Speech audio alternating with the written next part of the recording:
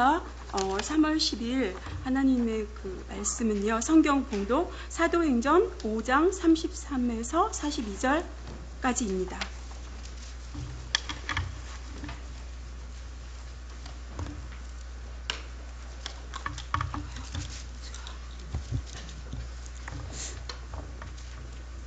그들이 듣고 크게 노하여 사도들을 없이 하고자 할세 바리새인 가말리엘은 율법 교사로 모든 백성에게 존경을 받는 자라. 공회 중에 일어나 명하여 사도들을 잠깐 밖에 나가게 하고 말하되 이스라엘 사람들아, 너희가 이 사람들에게 대하여 어떻게 하려는지 조심하라. 이전에 드다가 일어나 스스로 선전하매 사람이 약 400명이나 따르더니 그가 죽임을 당함에 따르던 모든 사람들이 흩어져 없어졌고, 그 후 호적할 때에 갈릴리의 유다가 일어나 백성을 꿰어 따르게 하다가 그 도 망한즉 따르던 모든 사람들이 흩어졌느니라.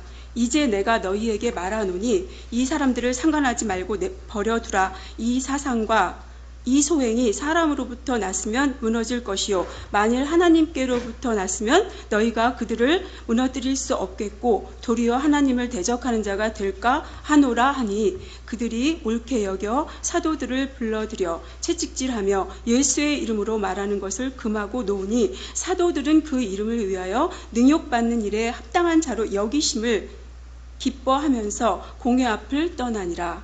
그들이 날마다 성전에 있든지 집에 있든지 예수는 그리스도라고 가르치기와 전도하기를 그치지 아니하니라. 아멘.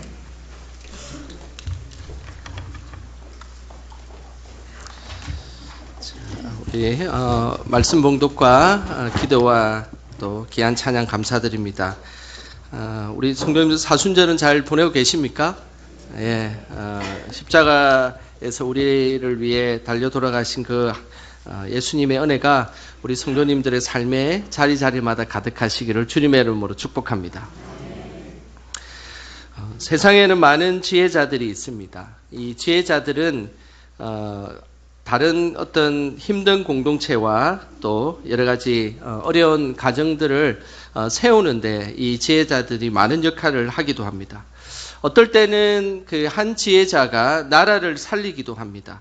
그래서 시대마다 지혜자들은 어려움을 극복하는 데 큰 역할들을 감당했던 많은 지혜자들이 우리 주변에 있습니다. 경기도 이천에 가면 특별한 테마파크가 하나 있습니다. 그 테마파크는 서희 테마파크입니다. 이곳에 가면 나라를 구한 서희 선생의 기념관이 있습니다. 사진을 보는 것과 같이 이 장면은 제가 설명을 하면 아주 유명한, 여러분들이 잘 아는 장면입니다. 고려시대 그란족 80만 명이 우리나라를 쳐들어왔습니다.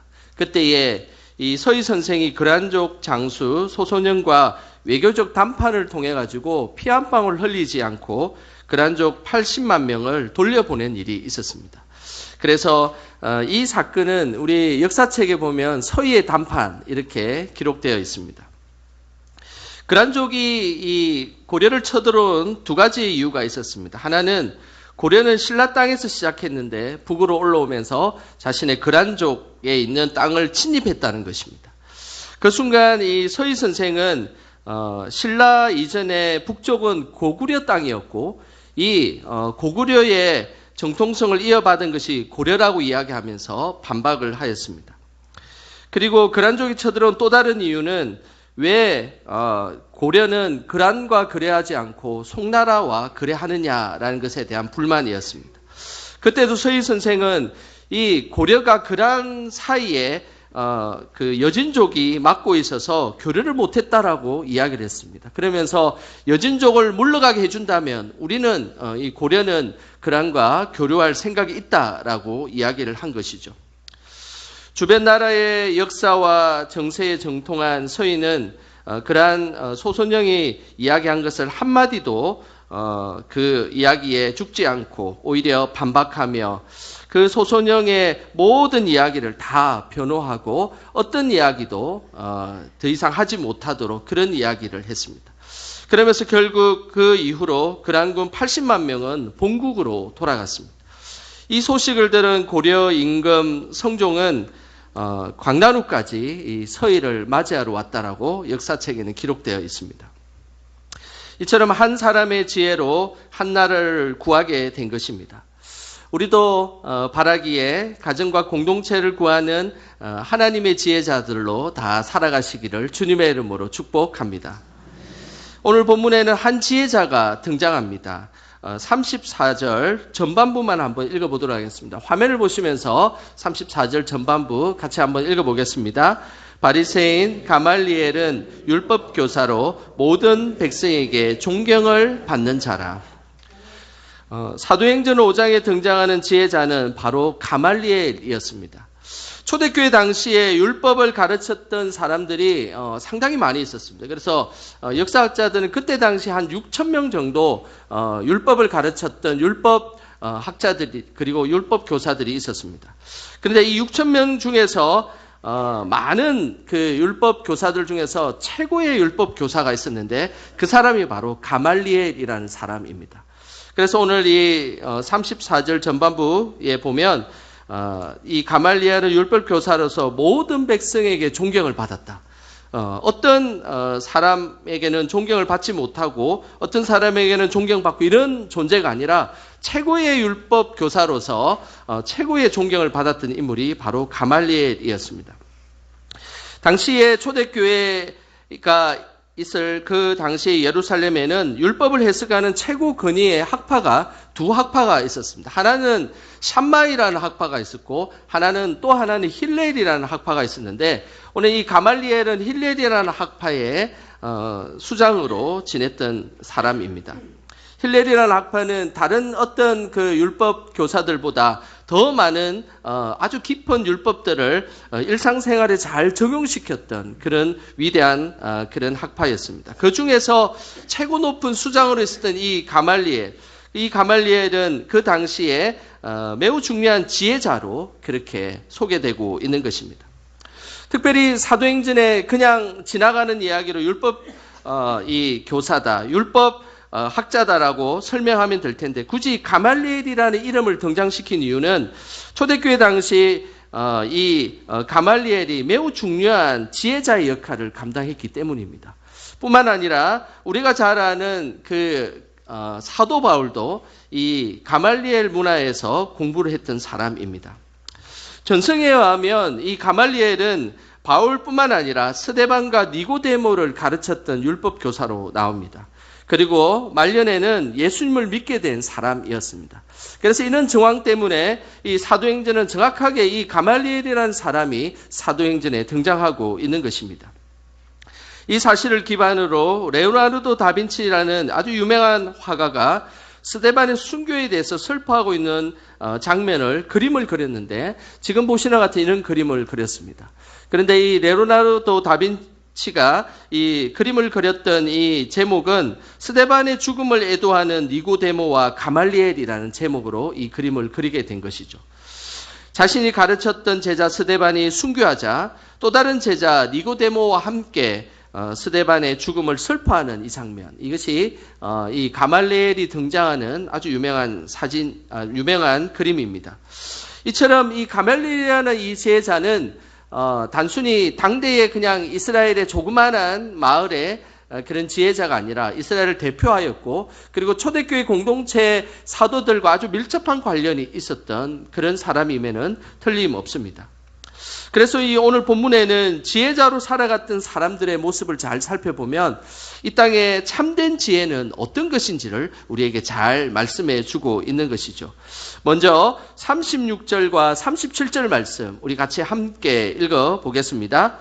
이전에 드다가 일어나 스스로 선전하매 사람이 약 400명이나 따르더니 그가 죽임을 당함에 따르던 모든 사람들이 흩어져 없어졌고 그 후 호적할 때에 갈릴리의 유다가 일어나 백성을 꿰어 따르게 하다가 그도 망한즉 따르던 모든 사람들이 흩어졌느니라. 참된 지혜는 역사를 통해서 하나님을 발견하는 것입니다. 오늘 이 가말리엘은 자신의 삶의 최근에 있었던 그 역사적 정황들을 설명하면서 그 속에 하나님의 뜻이 있음을 그런 이야기하였습니다. 금방 읽었던 36절과 37절에 보면 두 가지의 역사적 사건이 등장합니다. 36절에 보면 드다라는 인물이 나오는데요. 이 드다라는 인물은 역사학자 요세푸스에 의하면 예수님 당시 가짜 메시아 행세를 했던 사람입니다.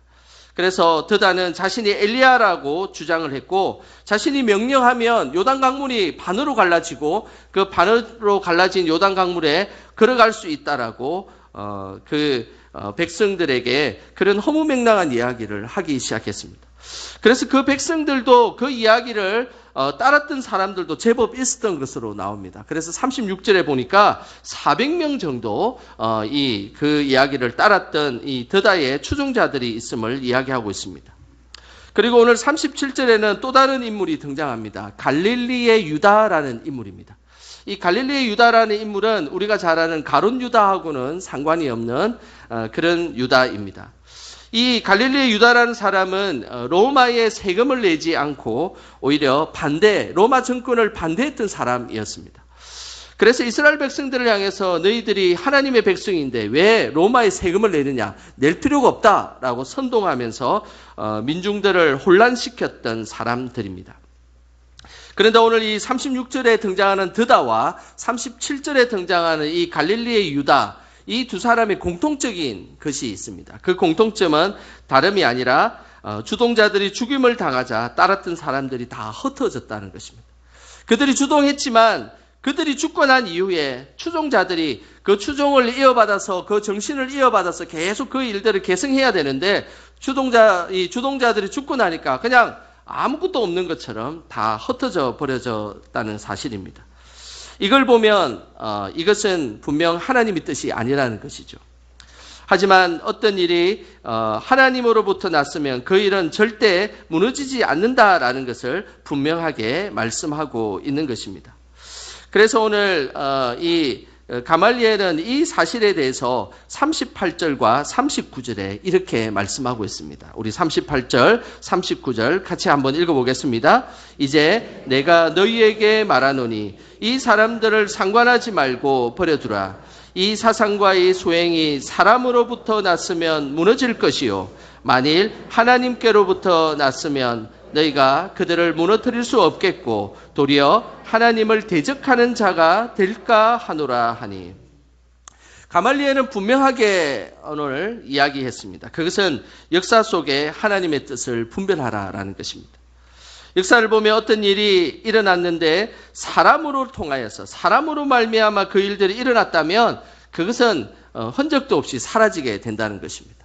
그런데 그 일이 하나님께로부터 그 일이 진행됐다면 그들을 물리칠 수가 없다는 것입니다. 그래서 그들을 무너뜨릴 수 없고 도리어 하나님을 대적하는 자가 될 수 있기 때문에 너희들이 조심하여서 이것을 판단하라. 그래서 지금 사도들이 예루살렘에서 지금 예수님을 전하고 있는 것을 너희들이 지켜보아야 한다는 것입니다. 만약에 사도들이 예수님을 전하고 있는 이것이 잘못되었다면 시간이 지나면 그냥 흔적도 없이 사라지게 되어 있다는 것입니다. 근데 분명 그것이 진짜 하나님으로부터 난 것이라면 오히려 너희들, 이 종교 지도자들이 사도들을 대적하는 일로 바뀌게 될 것이다 라고 이야기를 했던 것입니다. 그래서 역사 속에 역사하시는 하나님의 뜻을 분별하는 그런 온전한 모습을 보이게 된 것입니다. 우리는 기억해야 합니다. 우리의 역사 속과 우리의 일상생활 속에서 하나님의 뜻을 분별하는 것. 이것은 참된 지혜자의 모습이며 하나님께서 기뻐하시는 모습임을 우리에게 말씀하고 있습니다. 역사를 주관하시는 하나님의 손길, 그 손길에는 많은 역사들이 일어났는데 성경의 곳곳에 그 하나님의 손길들이 있습니다. 특별히 열왕기상 22장에 보면 북이스라엘에서 가장 악명 높았던 아방이 등장합니다. 그리고 그 아방의 죽음이 나오는데 이 열왕기상 22장의 이 내용을 잘 살펴보면 역사를 주관하신 하나님께서 어떻게 그 역사를 이루시는지를 우리에게 잘 말씀하고 있습니다. 당시에 아람 군대가 쳐들어왔습니다. 이 아람 군대가 쳐들어오니까 이 남쪽에 있는 유다의 여호사밧 왕과 북쪽에 있는 이 아합 왕이 이제 연합을 해서 이 아합 왕을 무찌르려고 준비를 하였습니다. 근데 전쟁을 하려고 하니까 전쟁에서 승리할 수 있는 확신이 들지 않으니까 선지자들을 다 불러가지고 도대체 이 전쟁에서 승리할 것인지 승리하지 않을 것인지를 물어보았습니다. 그런데 대부분의 선지자들은 승리할 것이다라고 이야기를 하면서 얼른 빨리 전쟁에 임하라라고 이야기를 했습니다. 그런데 그 당시에 진짜 참 선지자 한 사람이 있었습니다. 그 선지자가 미가야 선지자였습니다. 미가야 선지자는 분명한 것을 두 가지를 예언하였습니다. 하나는 전쟁을 하게 되면 연합군이 승리하지 못하고 패하게 될 것이다 라고 이야기를 했습니다. 그리고 그 승리의 중간에 또 승리하지 못할 뿐만 아니라 패하게 되었을 때에 북이스라엘 왕이었던 아합 왕은 죽게 될 것이다 라고 분명한 예언을 하게 되었습니다. 전쟁을 하면 죽을 수도 있을 것이라는 불길한 예감이 들었던 이 아합 왕은 일반 병사의 옷을 입고 변장하여서 전쟁터로 나갔습니다. 남유다의 여호사밧 왕은 그냥 왕의 옷을 입고 전쟁터로 나갔습니다. 전쟁에 나간 두 왕은 어떻게 되었을까요? 열왕기상 22장 34절에 이 내용이 나오는데 우리 같이 한번 화면을 보시면서 읽어보겠습니다.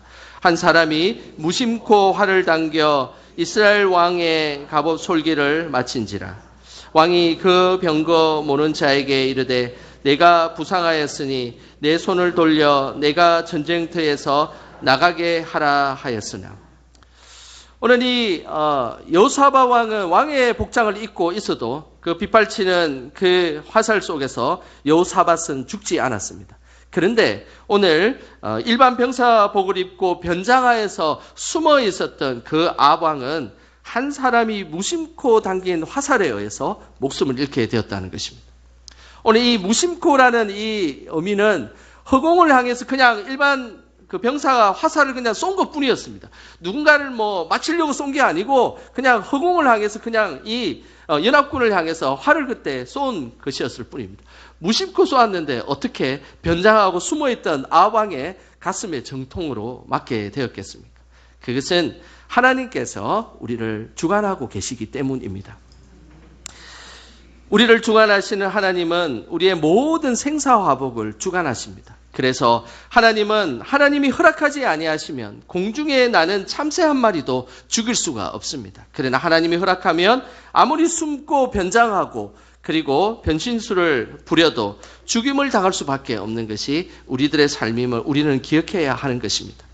세상에 죽고 사는 문제와 모든 일은 하나님 주관 안에 있습니다. 그래서 믿음의 사람들은 항상 기억하셔야 됩니다. 역사를 주관하시는 분은 하나님이시고 그리고 그 역사 속에 하나님의 뜻을 발견하는 것, 그것이 믿음의 참 지혜임을 우리는 깨달아야 되는 것입니다. 항상 역사를 주관하고 계신 하나님만을 믿고 의지하는 우리 모두가 되시기를 주님의 이름으로 축원합니다. 오늘 본문에는 지혜자로 살아갔던 또 다른 사람들의 모습이 나옵니다. 41절입니다. 우리 41절 같이 함께 읽어보겠습니다. 사도들은 그 이름을 위하여 능욕받는 일에 합당한 자로 여기심을 기뻐하면서 공회 앞을 떠나니라. 오늘 본문에는 하나님의 참 지혜자로 살아갔던 사도들의 모습이 나옵니다. 이들은 고난을 통해서 하나님의 뜻을 발견한 사람들입니다. 참된 지혜자는 우리의 삶에 많은 고난들이 찾아올 때 그 고난에는 무슨 뜻이 있을까? 그것을 발견하는 사람, 그 사람이 하나님께서 기뻐하시는 참된 지혜자임을 말씀하고 있습니다. 금방 읽은 41절을 좀 더 명확하게 기록한 쉬운 성경 버전으로 제가 한번 41절을 다시 읽어드리도록 하겠습니다. 한번 읽어보겠습니다. 사도들은 예수님 때문에 모욕당하는 것을 영광으로 생각하여 오히려 기뻐하면서 공회를 나왔습니다. 사도들은 예수님 때문에 모욕당했다라고 기록하고 있습니다. 이 모욕당했다는 것은 단지 그냥 말로 수치를 당했다는 그런 의미가 아닙니다. 40절에 보면 채찍질을 당했던 모습과 동일한 모습입니다. 채찍질을 당했다는 이 표현은 이 데이란테스라는 단어를 쓰는데 이 데이란테스는 당시의 율법 중에서 가장 많이 매를 때릴 때 사용하는 최고형을 의미합니다. 그래서 성경에는 율법 중에 제일 많이 때리는 그것을 성경에는 40에 하나 가만매다라고 이야기를 합니다. 40에 하나 가만매. 이거는 39대를 때렸다는 이야기였죠. 그래서 율법에는 40대까지 때리면 사람이 죽기 때문에 39대까지 때리는 것이 율법은 그것까지 때릴 수가 있게 됩니다. 그래서 이 사도들은 지금 40에 하나 가만 매인 39대를 매를 맞고 상당히 고통 가운데 있는 상황입니다. 그런데 오늘 이 41절에 보니까 사도들은 예수님 때문에 모욕당하는 것을 영광으로 생각했다는 겁니다. 어떻게 자신을 때리고 이 육체적 고통이 있음에도 불구하고 영광으로 생각할 수 있을까요?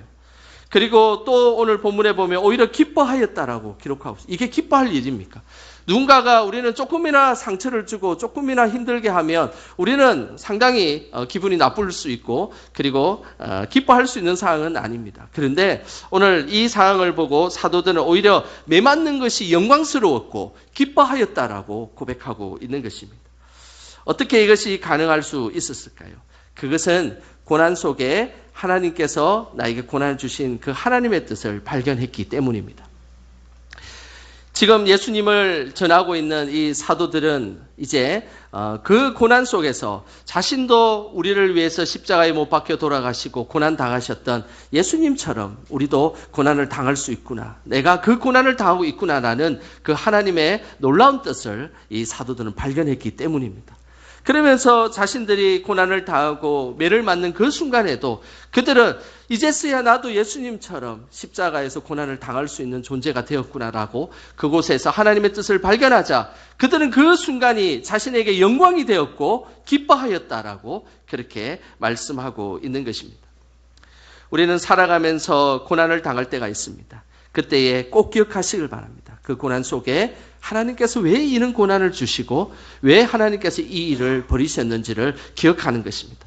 그래서 그곳에서 하나님의 뜻을 발견하게 되면 그곳에서 우리는 다시 주저하지 않고 일어날 수가 있게 되는 것입니다.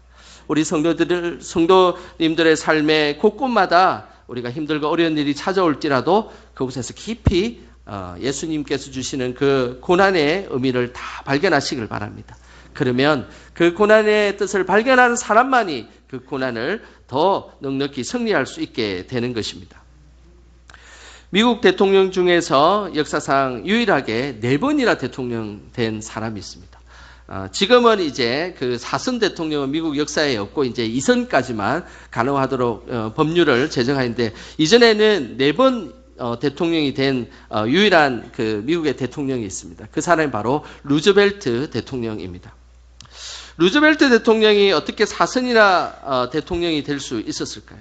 그는 그의 전기를 잘 살펴보면 고난 속에서 하나님의 뜻을 잘 분별했던 사람이었습니다. 고난을 당하고 힘든 일이 있을 때, 이 뜻이 무엇일까? 하나님께서 왜 나에게 이런 고난을 주실까? 그 뜻을 잘 분별하고 그 일들을 통하여서 승리하며 나아갔던 인생이 있었기에 그는 4번이나 대통령이 될 수가 있었습니다. 그의 육체는 온전하지 못했습니다. 39살에 소아마비가 되었습니다. 그래서 이 루즈벨트 대통령의 사진을 잘 살펴보면 대부분 반듯한 사진이 별로 없고 목발을 짚고 있거나 휠체어를 타고 있는 그런 모습으로 많은 사진이 나와 있습니다. 이런 육체적 힘듦에도 불구하고 미국의 가장 힘들었던 경제 대공황을 극복하였고 세계 2차 대전을 승리로 이루었던 대통령이었습니다. 어떻게 이것이 가능할 수 있었을까요? 그것은 자신이 찾아온 고난과 어려움 속에서도 매 순간마다 하나님의 뜻이 무엇인지를 분별했기 때문입니다. 한 번은 루즈벨트가 어린 시절에 도둑이 집에 든 적이 있었습니다. 이 소식을 들은 루즈벨트의 절친한 친구가 위로의 편지를 보내었습니다. 그때 루즈벨트가 이렇게 답장을 했습니다. 그 답장한 내용을 제가 한번 읽어드리도록 하겠습니다. 친애하는 친구에게 위로 고마워. 하지만 나는 개의치 않아. 오히려 도둑에게 감사하는 걸. 첫째, 도둑이 내 목숨이 아니라 내 물건을 훔쳐갔으니까. 둘째, 내 물건 전부가 아니라 일부만 훔쳐갔으니까. 셋째, 무엇보다 가장 다행인 건 도둑이 된 게 내가 아니라는 사실일세. 도둑이 들었을 때 우리는 이런 감사의 하나님의 뜻을 발견할 수가 있을까요? 도둑이 들었는데 내 목숨을 안 가져가고 물건만 가져간 것에 대해서 루즈벨트는 감사했다는 겁니다. 그리고 도둑이 들었는데 우리 집에 있는 걸 모조리 다 안 가져가고 일부만 가져간 거에 대해서 감사했다는 거예요. 그리고 정작 자신이 도둑이 아니라는 것에 대해서 감사했다라고 그는 전기에 그렇게 기록하고 있습니다. 이처럼 어려운 일들, 작은 일들이 생겼을 때 이 루즈벨트는 항상 이것은 왜 이런 일이 있었을까? 그 속에 하나님의 뜻이 무엇일까를 생각하며 그렇게 어린 시절을 보냈고 성장하였고 그렇게 소아마비의 그 불편한 몸임에도 불구하고 4번의 대통령이 될 수 있었던 것은 매 순간마다 고난마다 하나님의 뜻을 분별했기 때문입니다. 저는 우리 성도님들의 삶에 자리자리 곳곳마다 늘 하나님의 뜻을 분별함으로 승리하시기를 주님의 이름으로 축복합니다. 예수님도 우리가 어려운 일을 당하거나 고난 속에 있을 때에 하나님의 뜻을 분별하라고 말씀하셨습니다. 그 내용이 마태복음 5장 11절과 12절에 나옵니다. 우리 11절, 12절 같이 함께 읽어보겠습니다. 나로 말미암아 너희를 욕하고 박해하고 거짓으로 너희를 거슬러 모든 악한 말을 할 때에는 너희에게 복이 있나니 기뻐하고 즐거워하라. 하늘에서 너희의 상이 큼이라. 너희 전에 있던 선지자들도 이같이 박해하였느니라.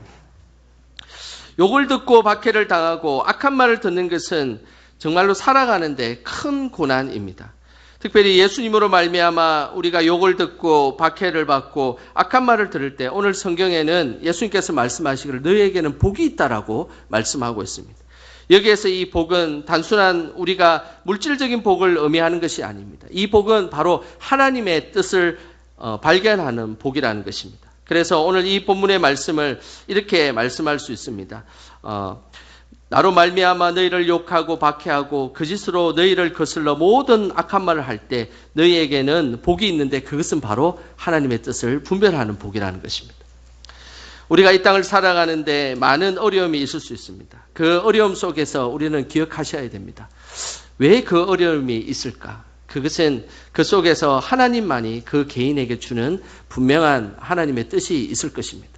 그 뜻을 발견하는 사람은 그 고난을 아름답게 헤쳐나갈 것입니다.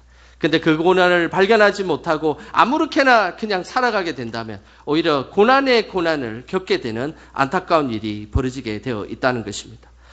매 순간마다 하나님 주시는 그 은혜로 우리가 그 고난을 기억하고 발견하는 것. 이것이 참된 지혜자의 모습임을 우리에게 말씀하고 있는 것입니다.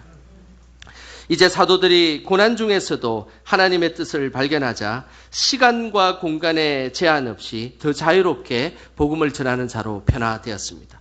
우리 42절 말씀 같이 함께 읽어보겠습니다.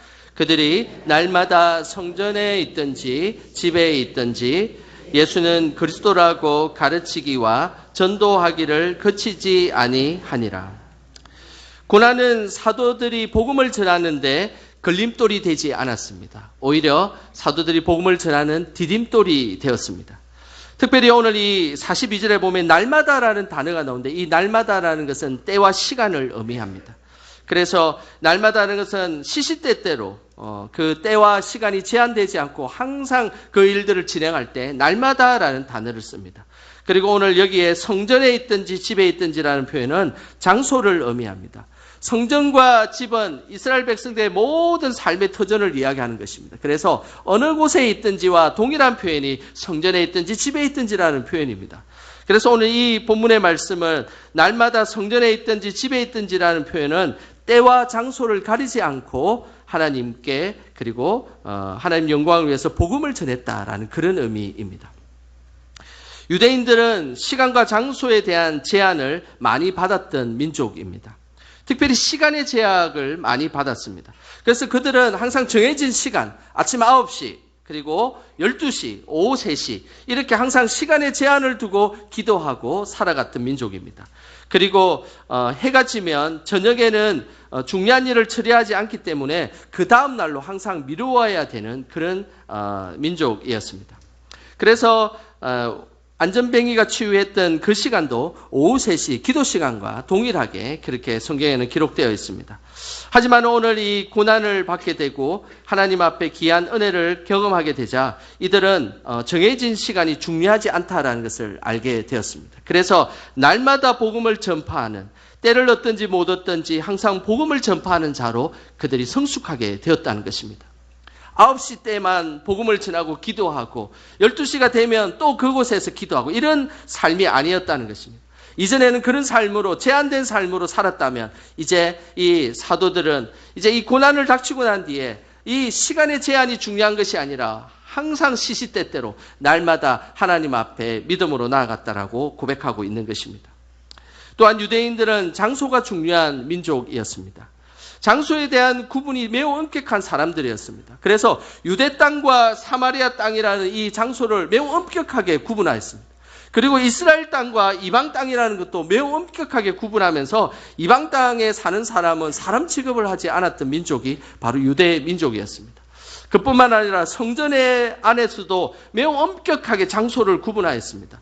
성전 밖은 이방인들이라 그래서 이방인들만 있을 수 있는 뜰이 있고 그 안에는 이제 유대 여성들만 있는 여성의 뜰이 있고 또 유대의 남자들만 있는 남자들의 뜰이 있었습니다. 이렇게 엄격하게 남자와 여자와 이방인을 구분하면서 장소를 설정했던 민족이었습니다.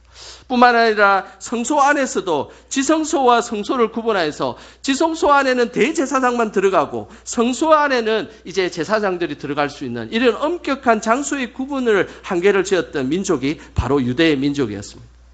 이런 시간의 제약, 이런 장소의 제약이 있는데 복음을 전하는데 얼마나 힘들었겠습니까?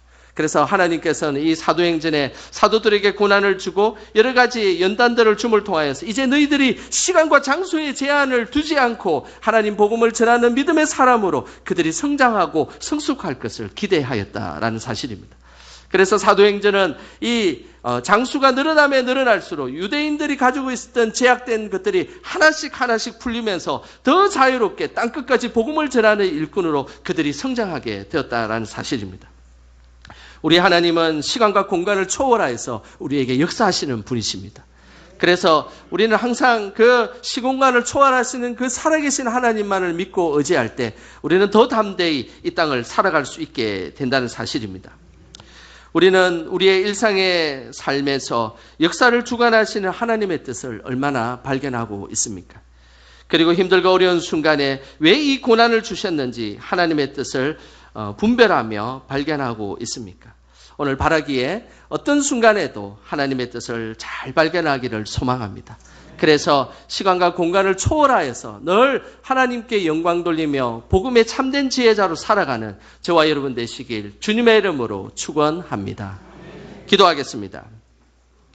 존귀하신 하나님, 하늘의 지혜를 주셔서 복음을 알게 하시고 하나님을 믿게 해주셔서 감사드립니다.